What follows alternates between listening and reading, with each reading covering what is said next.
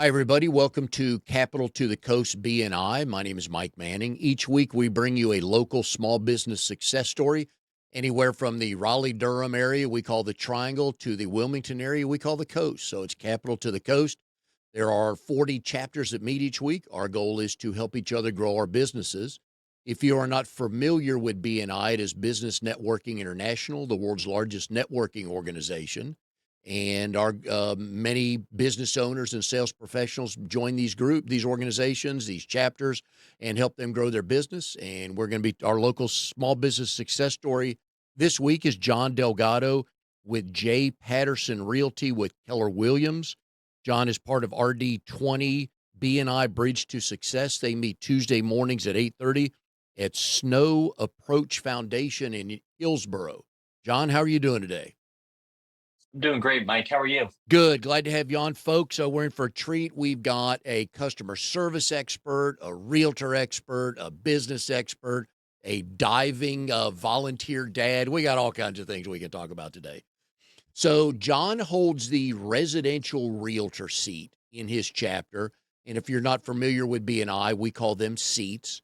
BNI is seat specific. So John is the only residential realtor. Hopefully one day they will have a commercial realtor as well that does not do residential sales.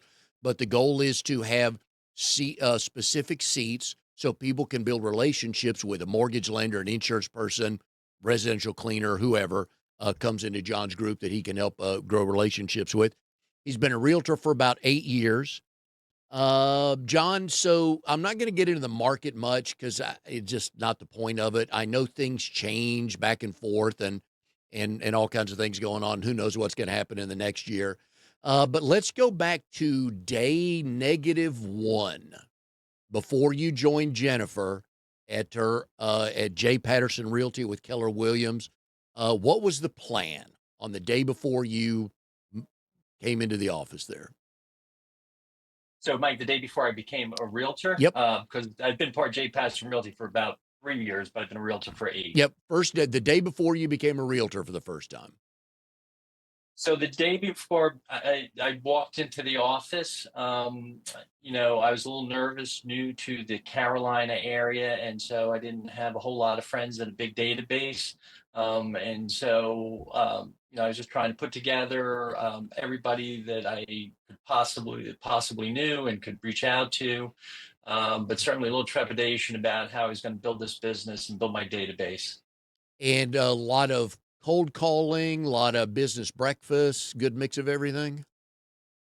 So I would say not so much cold calling, but definitely a lot of getting out there for networking events, events that the local realtor association was doing, things with the Chamber of Commerce, but really just trying to get out there and meet people, along with a little bit of other marketing like advertisement and local sports, school sports bulletins and things. Yeah. I always tell business owners when you are starting your business, one of the first things you need to make sure is people know that you are open for business. Very true. So you started with family and friends and asked what did you ask of them? How could they help you?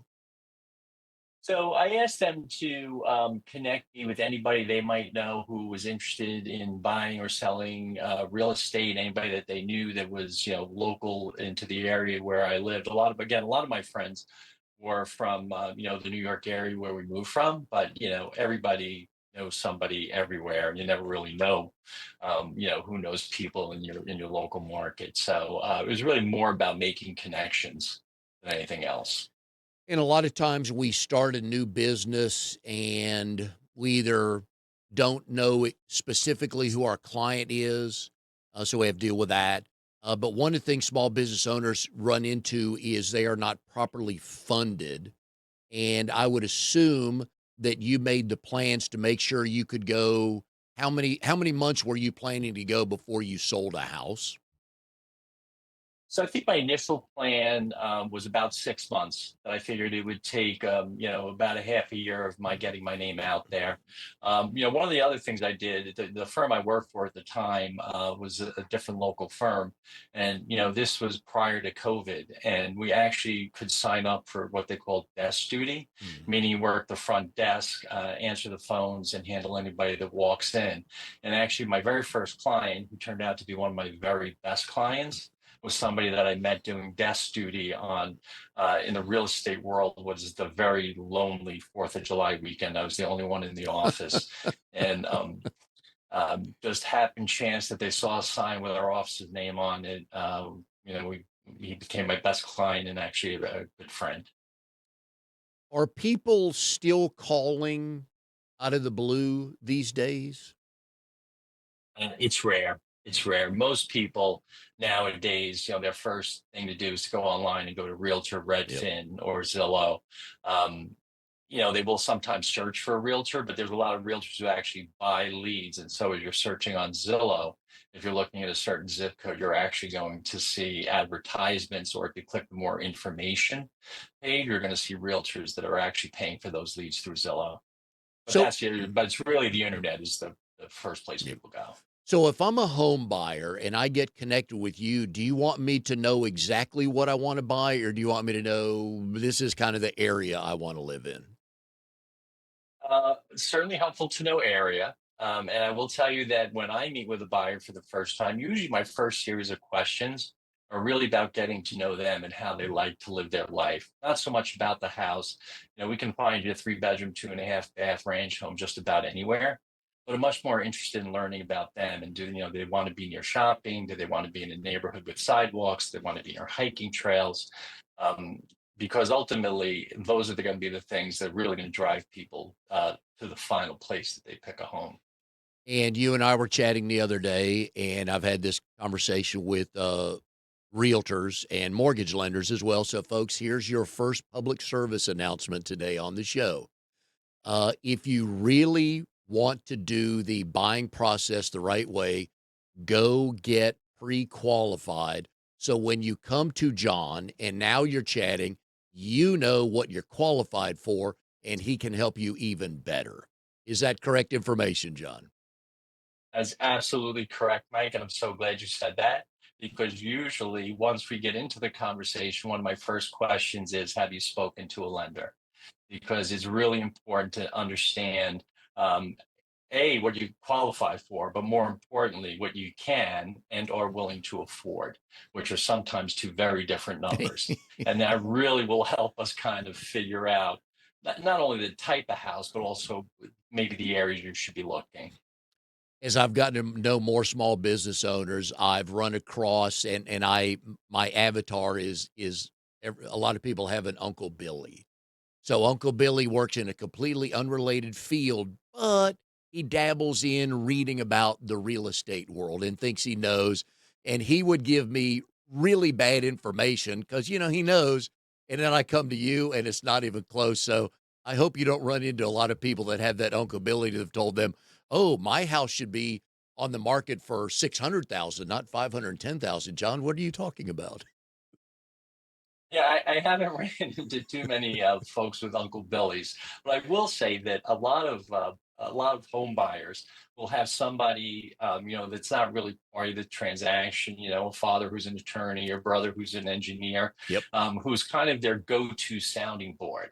And I think that is very helpful. I think everybody should have one of those. It's really just another set of eyes and ears to kind of help them think through. I mean, it's a huge investment people are making when they buy a home, and I just think it's very helpful. In fact, I frequently would like to know who that person is and even chat with them, at some point during the process. Yeah, and it does help because sometimes when we're buying that house, especially for the first time, we need to be able to answer questions about what we really want. Because I'm sure you've shown people houses where it was the exact neighborhood they wanted to feed to the school they wanted, but they wanted a pool. And you can get one or the other, which one do you pick? And so I'm sure you get into conversations like that. We absolutely do, and just very high level. I think homes are driven by three primary things, right? Price, location, condition, right? And so if you want to be a little bit closer to school and the walking zone, you're probably going to have to give up on either size or price, and conversely. And so at the end of the day, most people don't have an unlimited budget, and so you're making a compromise between, on your list of super important things, what's really most important. And I think most of us find out after a while, yeah, I didn't really need that. Yeah. And the other thing I will tell you, Mike, is that, and this is the conversation that I have when I first meet people, but before we actually go out and look, is that you don't really know what you want until you get out there and look. You really have to Mm. go out and see a few houses in a few different neighborhoods and really understand what it is that your money will buy before you can really kind of narrow that focus. Um, and I have found that to be true in almost every single case. Yeah, because if you go the further north or the further south you go, you can get some nice deals. Oh, absolutely. And so a lot of our business is centered around, South Durham, Hillsborough, Chapel Hill, Carborough, and those tend to be, in the triangle, some of the more um, less affordable areas. And so you're absolutely right. You can still be within a half hour of the UNC or Duke campus, but get much more for your house if you go just a little further out. How often does, because we want access to certain things, usually it's a school or something, work, yes or no on an airport, but because 40 and 85 meet right about in the Hillsborough section of the town of the region. Does access to an interstate come into conversation much? So it's usually not access to an interstate, but it's more about commutability, right? And so Uh, we have Research Triangle Park, which is right in the middle of Raleigh, Durham, and Chapel Hill. And so, depending upon where folks work, it's more about, where they work and what their commute is going to be. I mean, I think the interstate system here is pretty good. And, but it's usually not the highway that's the driver. It's more distance to work. okay, that makes sense. All right, so you got your name out. You've been talking to people, tell them what you're looking for, who you want to be introduced to. When did things kind of start clicking, and you thought, okay, there's something here? So I think things really started clicking year two. Like I said, I picked up this one client who's actually an investor client, and bought several properties, condos that were on the bus line, commutable to the Chapel Hill UNC campus. And I just, had gone to a lot of realtor events. I actually started to volunteer with the local realtor association and made connections to not my peers, but also to a lot of other different community members. And I think it can be a little discouraging in the first 6 months because it seems like you're doing a whole lot of work and not necessarily getting the business that you had expected. But probably towards the end of the first year, going into the second year, I really felt like, as long as I continue making connections, staying in touch with my clients and getting referral business, that this would build on itself. For somebody starting a business for the first time, they know their craft for the most part, but they're starting a business. What did you learn in month 2, 4, 6, and 8 along the way that's like, all right, I'm doing something right. Let's keep pushing through this. What kind of things did you know to keep doing that they need to make sure, even if they haven't made a sale, that if they kind of see these markers, that could tell them that I think this is going to work. So, I don't know how much it applies to other businesses, Mike, but certainly in the real estate business, I think the one thing that I learned and still know to be absolutely true is follow up. You do get lots of contacts from folks, and you sometimes even at an open house. For example, I did tons of open houses. I absolutely Yeah. love open houses, and one of the reasons is that I really enjoy talking to people, and I think that's one of the strengths I bring to my business is making those connections. Um, but you have a great conversation, and it sounds like this person is going to call you on Monday and to start the home search, and then you never hear from them again. And so it's just really important to, once you make the connections, have a system in place where you can follow up with them, continuously, and continue to build on that relationship. If somebody is in the process of selling their house, would you recommend, whether you're the realtor or not, would you recommend they do an open house? So I always recommend folks do open houses. Most importantly, because the more eyes you get on a house, the better it's going to be Mm. in terms of marketing. Interesting though, most people that come to an open house don't actually buy the house they come to the open house for. And so at the open house, we get a lot of folks who are just starting looking and want to kind of see what's out there in different neighborhoods and what the price point is. But if there's somebody that's seriously looking in that neighborhood and is pre-approved and ready to buy, they have an alert set up so that when that house comes on the market, they're calling their realtor and they're going to have a private showing and be prepared to make an offer. Um, but I still recommend doing them. And first of all, as the person hosting the open house, is very beneficial to me to build my business and to meet people. But there are also benefits to the seller too. And that was my follow-up question. You, from the realtor standpoint, you 50 people in the house is 50 people in the house, whether they're buying today or not, right? That's exactly right. It's 50 people for me to meet, 50 people for me to give my card to, 50 people for me to have a conversation with about what their goals are in real estate. And I know there are new rules now with, I'm gonna mess this up, so I'm gonna let you clean it up for me. I have to sign an agreement with you or with a realtor before we move forward. Is that kinda close? That is actually very Good. close. And so it used to be that when somebody came to work with me, I would have to disclose to them. It's called the Working with Real Estate Agents brochure, which is published by the North Carolina Real Estate Commission, and describes the difference between working with a buyer's agent and a seller's agent. But then we could agree to work under an oral agreement, and I could show you homes. The rules did change in August, and now, if you're a member of the National Association of Realtors, you actually have to have a buyer agency agreement in place prior to even showing them the first home. And that's a written agreement. And the reason for that is all about disclosure. So North Carolina has had buyer and seller agency agreements in place for 20 years, but that was not the case in every state. And so some of what happened in other states has caused this to become like a national rule now, but that's the new rule. So yes, it has made having some conversations at open houses a little more challenging Mhm.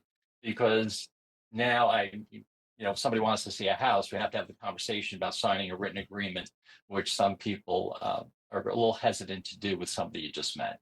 But at an open house, you can ask me if I have a realtor, correct?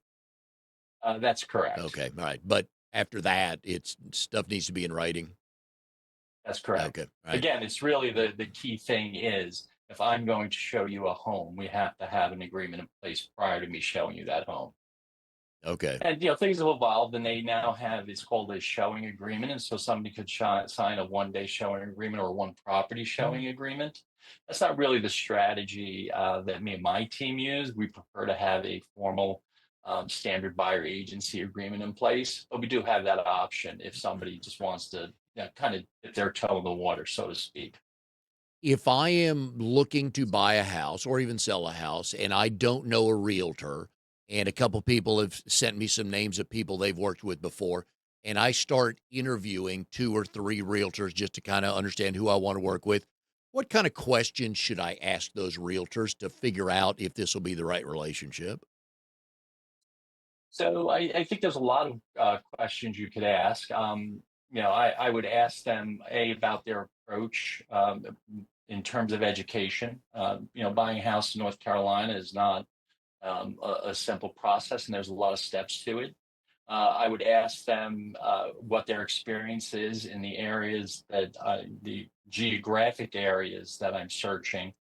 Um, you know, I think it's very important for your realtor to be a subject matter expert, not only in the market, but in the area you're looking to kind of understand where new projects are happening, new developments happening, if there's any issues related to environment. For example, in North Chatham County, there is some concern with water sourcing. Um, and somebody who's not that familiar with the area might not know those things.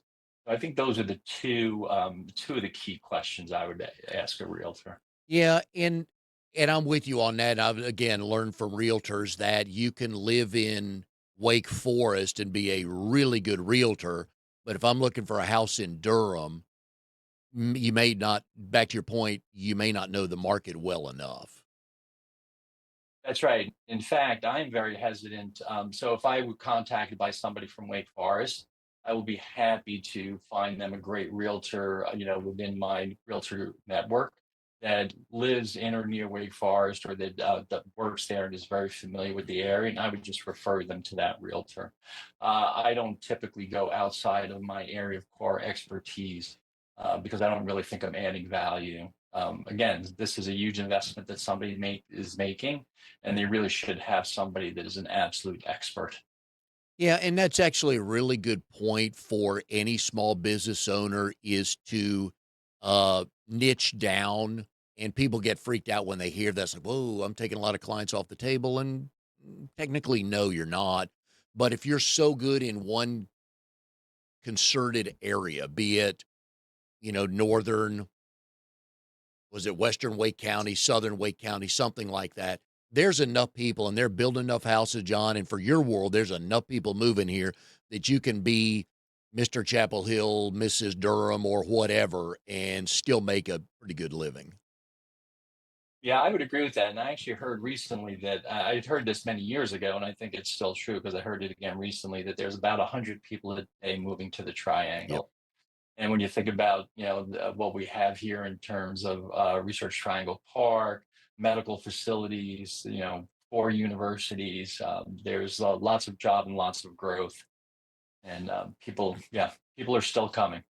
All right. So, Mike, I know you don't want to talk about the market, no, but no, no. I just but don't yeah, want to get into numbers. No, but the market's relevant. Yeah, I just didn't want to get knee deep in numbers because it's going to change in a half hour anyway. So, but no, you're right, that, though. that's that's right. But we still are in a low Yep. inventory situation, right? Yep. Where we still have fewer homes than we have people moving here. Yep. And so that, of course, is fortunately for folks that live here, it's keeping price values at a nice level. All right. So the first house you showed or the first open house you had, give me a story on that. Were you totally nervous? Did you look like you knew what you were doing? What was the situation there? Oh, Mike, this is a great story. So I went into the firm that I was affiliating with, and we had met and we agreed that we wanted to work together. And I had to go in to sign the paperwork, from for my ID and my system access and everything. And I was sitting in the office of the broker in charge, and I had just gotten my license. I think 3 or 4 days prior to this, I had just passed the exam, and I did not even have access to my MLS yet. And I was sitting in the broker in charge's office, and the phone rang, and she answered it. And she was talking to somebody, and she said, I have a new agent here. I think he would be great. Let me see if he wants to host an open house for you. And she said, do you want to host an open house this Sunday?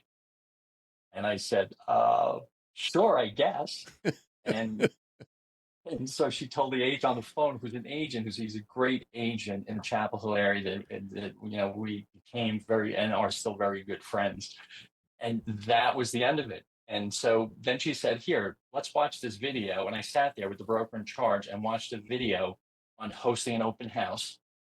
And that was Friday. And I grabbed a couple of open house signs. And on Sunday morning, I went and figured out how to unlock a lockbox Yep. and put out my signs and stood there and waited for I didn't quite know what. Yes, I'm with you on that. Now, I think back in the day, the realtor that was hosting the open house would bake chocolate chip cookies so that aroma would be going through the house. So we really don't bake cookies, but I will stop and either buy cookies or donuts and put out water, particularly on hot Yeah. days. And again, interestingly, very few people will actually eat or take water. But it's just kind of a nice, oh, it gives it a homey feel as people are walking into the house to see. Yeah. there's snacks there. Yep. So how did the open house go? So it was in Chapel Hill. It was in the Chapel Hill School District, and it was a three-bedroom townhouse, and so it was busy. It Wow. was busy, and there was a whole lot of me saying, "You know what? I'll follow up on that and get back to you." I mean, I did all my research Yep. and read through the listing and spoke to the listing agent, got as much information as I could, but people were asking questions, not even so much about the house, but just about real estate and the buying Yep. process that I wasn't feeling super quick to answer. Do you know who ended up buying that? I do not. I do not, but it was only on for a weekend. Okay. All right. That means it was correctly priced, right? That's right. So what was the difference between year one and year two with the successes you started having? So one of the other things I did, which and I would encourage any realtor to do this, is that it was called the workroom, right? And so there was a center room at the firm, and it was just a bunch of tables that had 8 computers on it. And a lot of the more senior agents would go in there to work. And because they didn't want dedicated offices, but they would go in there to, do all their contracts and their agreements. And so I would literally, when I wasn't sitting at the front desk hoping for those calls or walk-ins, I would work in the workroom, and I got to know all of the agents. And one of those is my partner, Jennifer Patterson, who has been in real estate probably twice as long as I have. And, I learned more sitting in that room about Mm, selling real estate, right? When you go to real estate school to get your license, they teach you how not to get into real estate jail, yep. right? They teach you the rules, but they don't tell you how to sell real estate. But I made lots of relationships with those agents. I learned more than about real estate there than anywhere else. But I also got some referrals from them when they either had a client that they couldn't handle because they were too busy for. And so in my second year, I probably picked up 3 or 4 referrals just from sitting in that room. Nice. Yeah, I'm with you on that. There's, always somebody is where we want to be. And if they'll talk with you, hey, pick their brain because the whole goal is to speed things up. Yeah. Uh, The interesting thing was that, as a realtor, when you have a question about how something's supposed to be done, you're supposed to go to your broker in charge. mm, And for all the realtors out there that might be watching this, I'm not saying for a second that you shouldn't do that. But when you have a base of really senior agents, they have seen and done every scenario you could possibly bring to them, and they will in 30 seconds tell you what the situation is and mm, how you should handle it. yep. No, I like that. I like that a lot. All right. So, one of the parts of the show I enjoy a lot is for my married guests. So, your wife is named Jeannie. That's I always correct. ask, how did you two meet? And do you both tell the story the same way? Oh, I think we would both tell the story the same way, and I hired her twice. Um, and so back when I was in the restaurant business, and I was the general manager of like this high volume restaurant. She was home for her summer vacation, I think in her junior year of college. And she walked into the restaurant and didn't have a lot of restaurant experience, but she just had the most incredibly outgoing, bubbly personality that I'd ever met. And so I thought she would be a wonderful hostess, and I hired her as a hostess. All right. So, how does that lead to a first date? It was 3 years in the making. It was 3 years in the making. And we just became friends for a really long time, and worked together. And then she went back to school, and then she would come back in the summertime. And yeah, And where it was the wasn't until go it, ahead. it wasn't until I hired her the second time. So I left that restaurant and then went opened a restaurant with 2 other people. And I was a partner in the restaurant. She actually still worked at the first restaurant. And then I was successful at hiring her away. And it was then that when we met, And you look when like we you started yep, dating. you look like you got game. So, where was the first official date? So the first official date was actually we went out for a drink after a shift that we both worked together at a little Irish pub in a little town called Ardsley, New York. And where is that? So it's just north of, it's in Westchester County, just north of New York City. Okay. All right. And, how long did it take before we thought, "Ooh, there is something here"? I think it was quick. Like I said, we'd known each other Yeah. for a long time, and we were best friends by this point. And And yeah, it's led to 2 daughters, and everything's going good today, right? that's right. Another part of your working experience is on the customer service side, or the actually a better explanation is customer experience side. So, folks, Yeah. use the word experience because you want your customers to have such a good experience, they don't think about any of your competitors. So, s- a lot of times we get so focused on getting the next client, we forget about the current clients. So, share with us a couple of tips on what you have learned along the way about taking care of clients so we don't have to go find as many new clients or customers. Yeah. So, and I will say, so I've been in customer service since I've been in college, because I think being in the restaurant business Mhm. is the proving ground for customer service. Um, right? It involves food, which is very important to people. But most people are out of restaurants or out for a special occasion. They're out for a nice time. And it's a situation where anything service related has to be dealt with then and there and immediately. You don't get a whole lot of second chances. And so, I think a key to that is really to kind of understand what the other person is feeling, going through, kind of empathizing with that, but then just doing whatever it needs to be done to kind of fix their situation, or make them happy. And through my other careers, one was for a large media company, and now in the real estate business, I don't think that's any different. I think you really just need to understand kind of what is causing people stress and help them solve that problem. And you brought up the one of the key words earlier with regard to clients is follow up. And most of us struggle with that, either because we don't put it on a list to do, or it's like, well, like in your world, if I buy a house and you're my agent, I think it's going to be what 5 to 7 years before I look to buy another house. Is that kind of the range?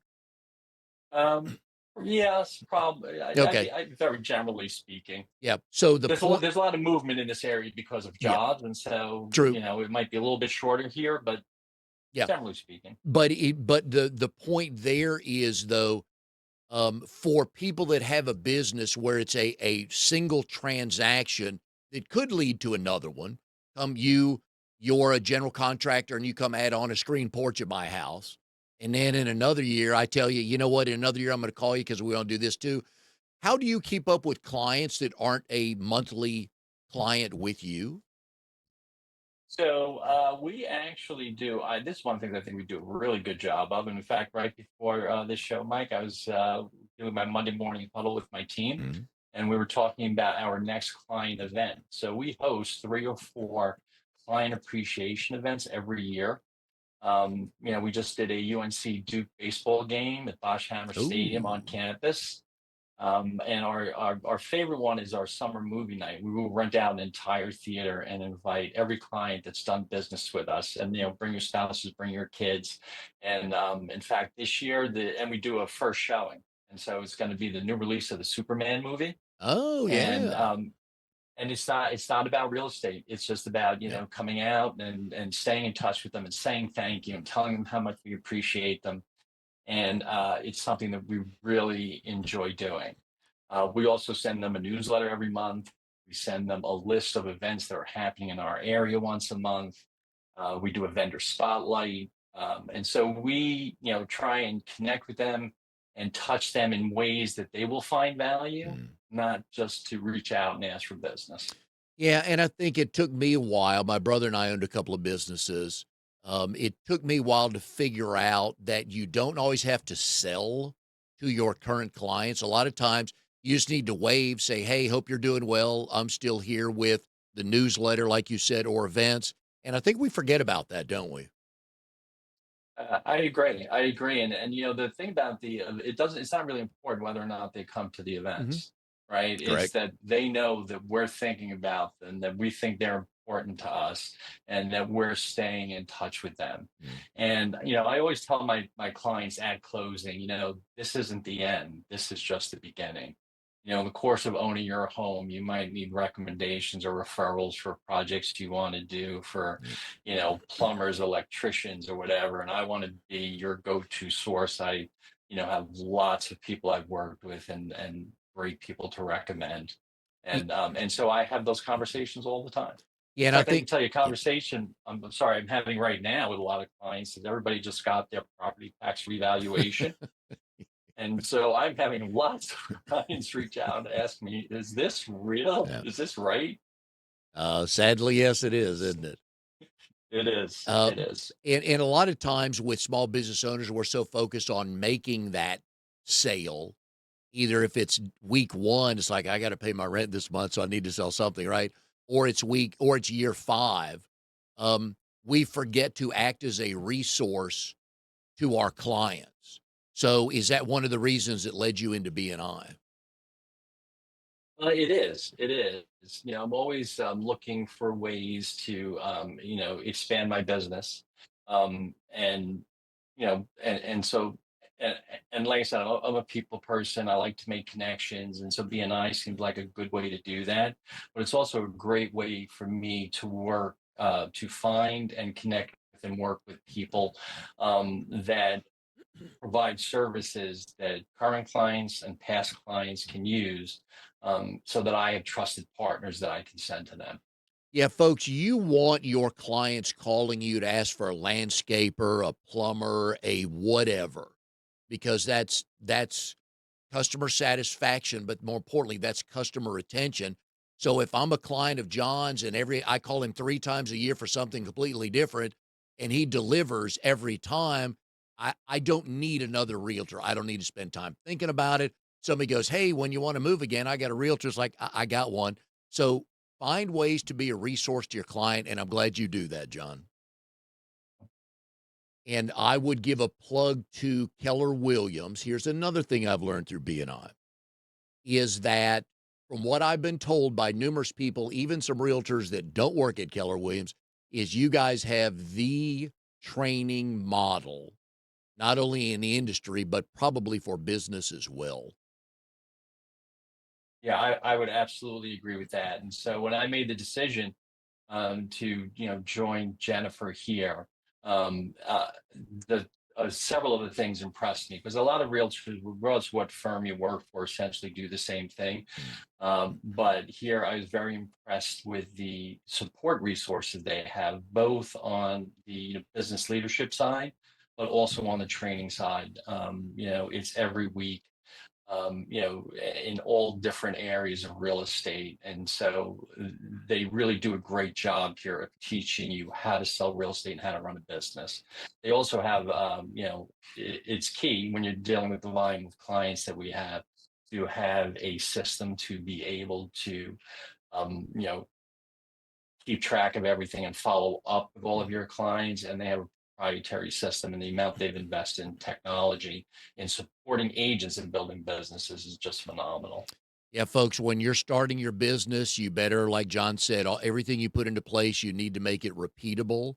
So when I call your business, these next 3 things happen. No matter what I ask for, these 3 things happen. Next client calls these, so you need to do that. The other thing, I did meet a couple of realtors over the years that started at Keller Williams before they went out on their own because they wanted to learn that knowledge of the systems that I think is it Gary Keller that started Keller Williams? It is. Yeah. Yeah, they It wanted is. that knowledge. So that told me all I need to know about Keller Williams Yeah. training. And he is still the head of Keller Williams. Nice. Yeah.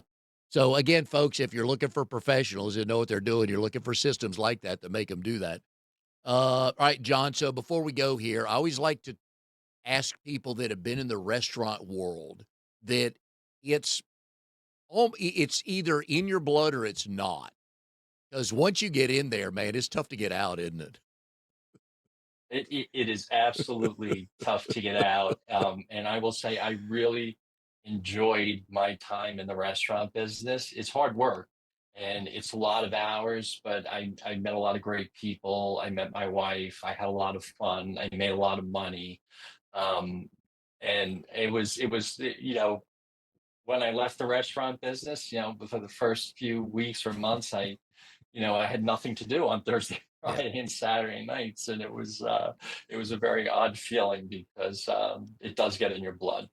All right. For new business owners that have a brick and mortar business, what kind of things did you guys do to get clients in your restaurant? Yeah, and so this was a while ago, and so I think marketing, it was definitely before, Facebook ads Mhm. and TikTok and all that stuff. And so ours was a lot of creating special events like chili cook-offs and events that we can invite the community to. There was a lot of just good old-fashioned postcard mailing to let people know that we kind of had this new restaurant. Um, and it was a lot of, begging newspapers to come in and Yeah. review us so that we could get that type of advertisement out there. And we did get a review in the Westchester section of the Sunday Times, um, Very nice. and it was amazing how quickly things took off from there. Yep. I like that. Can I assume you're a better than average cook? I do almost all of the cooking in my Oh, house, nice. Good for Jeannie. and I love to cook. All right. What's your go-to meal? What's my go-to meal? I hate to say it, it's so simple, but and it's because everybody in my house loves it, but I just love a really good grilled chicken salad. Okay. And so we probably have that one night a week. If you ask my kids, the thing that they always ask me to make for birthday dinners and everything else is a good old-fashioned shepherd's pie. Oh, wow. Okay. Yeah, that's, Yeah, not quite forgotten about, but you don't hear that dish talked about a lot, but for those that know it, oh, yeah, it's worth it. yeah. That's some hearty comfort food. Very nice. All right, so last tip of the day here. For someone who's thinking about becoming a realtor, give them a couple of nuggets of what they should be thinking about or start to have in place to do that. So I think they should be thinking about finding a good firm that is going to provide them the support that they need. I think they should be thinking about not, they should be dispelling themselves of any stereotypes of realtors that drive around in Lexuses and BMWs and show people $1 million homes and then take the weekend off and go to the beach because that is not real estate. Real estate is a lot of grinding and calling people and staying in touch and doing open houses. But I think if you kind of commit to, putting the effort in and making connections with people and following up, that you will really, sorry, um, you will be able Yeah. to really have a successful business. And this was Easter weekend, and I believe you worked on Saturday in the real estate world, didn't you? That is correct. Yep. Yep. And so So, that's the other thing that people should know about real estate is real estate. A lot of real estate happens on evenings and weekends. yep. And, I was very happy with the compromise with small children allows me to be there for my kids during the week and, Mhm. you know, and, and be away time when my wife's home. All right, folks, here's another thing I've learned through BNI is, first of all, 3 there are no mortgage rates of 3% or 3.1%, okay? So forget about that right now. But it's the realtors. You don't just drive around and go, "Oh, knock on the door. You want to sell your house? Oh, great. Let me put my sign in the yard." The number of months, and I'm not even gonna say days, I'm gonna say months, John, that you had to spend with a couple of clients just to get the right to list their house. That's what they don't I don't believe that's what they teach them in real estate school of what you have to do to get the right to put your sign in their yard. That's right. And it's not just on the sell side, Mike, it's also on the buy Mhm. side. Right? Like Yep. there are clients, I showed one client early on in my real estate career 36 homes in 3 days. Wow. They were down from New York, and they needed to get it done.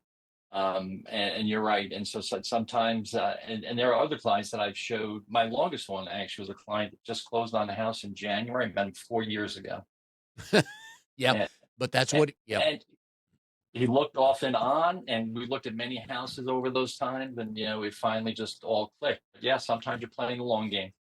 All right, folks, we've been putting John's phone number up on the screen here during the show. You are in the midst of a professional. Give him a call, even if you have questions. Give him a call. He likes relationships. He likes helping. So figure out. Go to a mortgage lender. Get pre-qualified. Not so, John. Not pre-approved. Pre-qualified. So there is a difference, Okay. and right, and so really, the difference is, on the one, they do a little bit more of an in-depth um, look at, not just it's not just a soft pull on your credit. They're asking a little more questions about your assets, and it's a little more in depth, and it's really setting you up for more success, Yep. and not having something go bump on the finance Right. side down the road. All right, so go get pre-approved and then call John and go find the house of your dreams, and everybody will be happy. John, enjoyed having you on the show today. Much success for the rest of 2025. Thank you so much, Mike. All right, I've and enjoyed this. we will see everybody next time on Capital to the Coast BNI.